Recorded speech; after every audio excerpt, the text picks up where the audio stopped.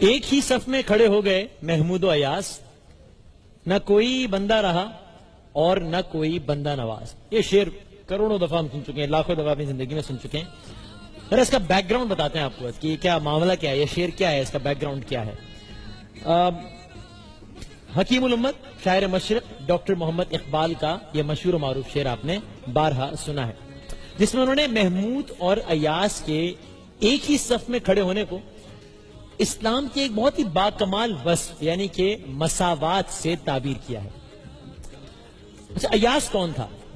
ایاز ایک امیر تاجر کا غلام تھا. وہ تاجر کسی قرض کے بھار تلے آ گیا تھا اور قرض اتارتے اتارتے اتارتے اتارتے اس تاجر کا سب کچھ بک گیا، لیکن پھر بھی قرض ادا نہیں ہو سکا. تو اس کے غلام نے یعنی کہ ایاز نے اسے یہ مشورہ دیا کہ آپ مجھے بازار لے جائیے اور وہاں مجھے 10 لاکھ درہم میں فروخت کر دیں، 10 لاکھ درہم میں فروخت کر دیں تاکہ آپ کا قرض ادا ہو جائے.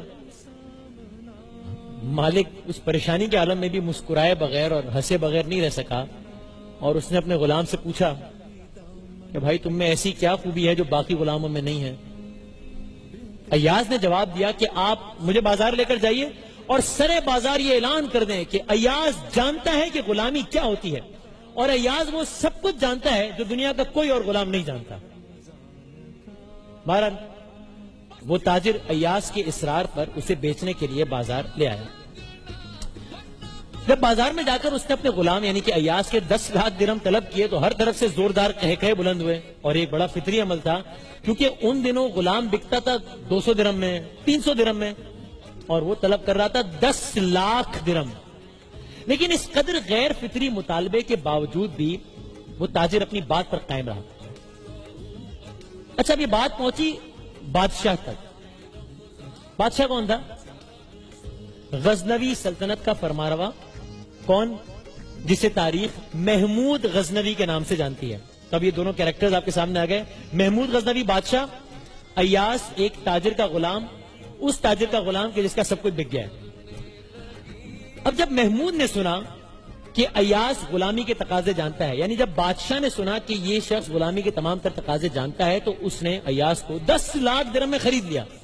بادشاہ تھا، 10 لاکھ درہم اس کے لیے کوئی بڑی رقم نہیں تھی، خرید لیا.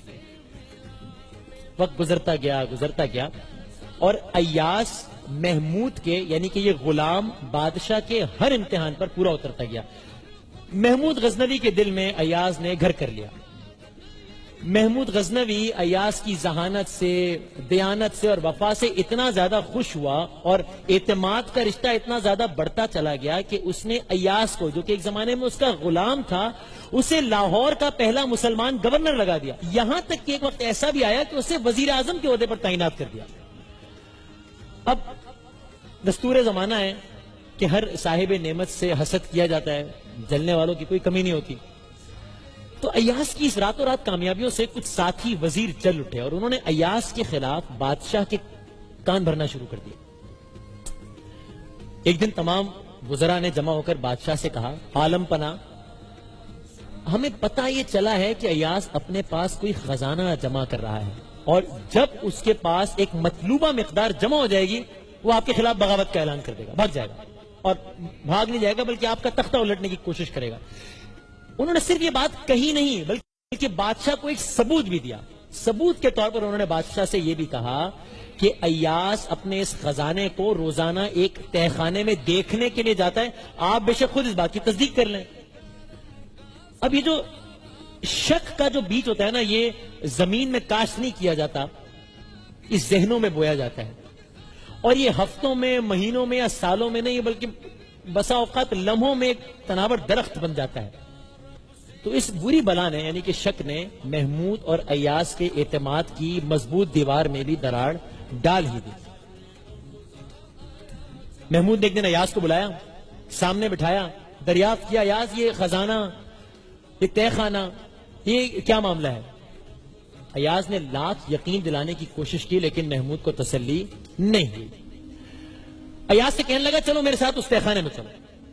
اور بالآخر ایک شام محمود غزنوی، محمود و ایاز ایک ہی صف میں کھڑے ہو گئے، محمود و ایاز. ایک شام محمود غزنوی اور ایاز ہاتھ میں چراغ لے کر اس تہخانے میں اترے جہاں ایاز پر خزانہ جمع کرنے کا الزام تھا. تہخانے میں داخل ہوئے. محمود نے دیکھا کہ تہخانے میں ایک بہت بڑا پتھر پڑا ہے. اس پتھر پر ایک بہت بڑا صندوق رکھا ہے. یہ دیکھا محمود نے, اس کا شک یقین میں بدل گیا. اس کو یقین ہو گیا کہ میرے سارے وزراء بالکل صحیح بات کر رہے تھے. ایاز نے صندوق کو تالا بھی لگایا ہوا تھا. اب تو جیسے محمود کو بالکل یقین ہو گیا کہ معاملہ بڑا گڑبڑ ہے. لیکن جب اب یہ ہے پورا حاصل گفتگو, جب محمود کے کہنے پر ایاز نے صندوق کھولا, محمود نے کہا ایاز یہ سب کیا ہے؟ ایاز نے کہا یہ کچھ نہیں ہے. محمود نے کہا نہیں, یہ تہ خانے میں پتھر, پتھر پہ صندوق, صندوق پہ تالا, تم روزانہ یہاں آتے بھی, یہ سب کیا معاملہ ہے؟ کھولو اس صندوق کو. جب ایاز نے صندوق کھولا تو محمود غزنوی پھاڑے مار مار کے رونے لگا. کیوں؟ اس لیے کہ اس صندوق میں کیا تھا؟ اس صندوق میں ایک پھٹا پرانا کرتا تھا, کچھ ٹوٹے ہوئے چپل تھے اور ایک چھڑی تھی. ایاز نے محمود سے کہا بادشاہ سلاوت, اب تسلی سے دیکھ لیجئے, یہی ایاز کا خزانہ ہے. محمود نے پوچھا ایاز تو نے اسے اتنی حفاظت سے رکھا ہوا تھا اور تو اس خزانے کو دیکھنے کے لیے آتا تھا؟ ایاز نے کہا عالم پناہ, یہ حاصل گفتگو کہ عالم پناہ آج میں ایک اعلیٰ عہدے پر فائز ہوں, لیکن مجھے آج بھی بھولا نہیں ہے کہ میں کبھی گڈریا تھا. اسی چھڑی سے بکریاں ہانکتا تھا, یہی چپل پہنتا تھا اور یہی پھٹا پرانا کرتا زیب تن کرتا تھا.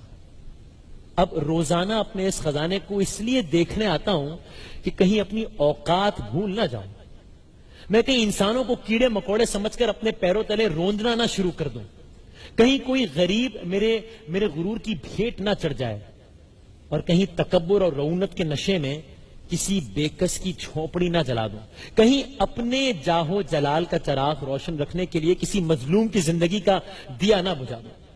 بس میں روزانہ یہاں آ کر اپنے ضمیر کی زنجیر ہلاتا ہوں تاکہ مجھے اپنی اوقات یاد رہے.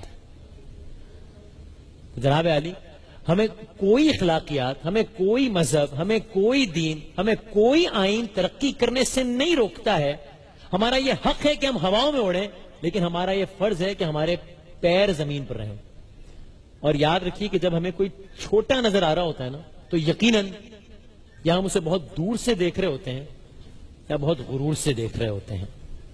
اسی لیے ہم اپنی گفتگو کا اختتام اکبر آل آبادی کے اس خوبصورت کلام سے کرتے ہیں. جب وہ اکبر آل آبادی ایک کالج کے طلباء سے خطاب کر رہے تھے اور طالبوں سے مخاطب ہوتے ہوئے اکبر آل آبادی نے کہا تھا کہ تم شوق سے کالج میں پھلو, پارک میں پھولو, جائز ہے غباروں میں اڑو, چرخ پہ جھولو, بس ایک سخن بندے عاجز کا رہے یاد, اللہ کو اور اپنی حقیقت کو نہ بھولو.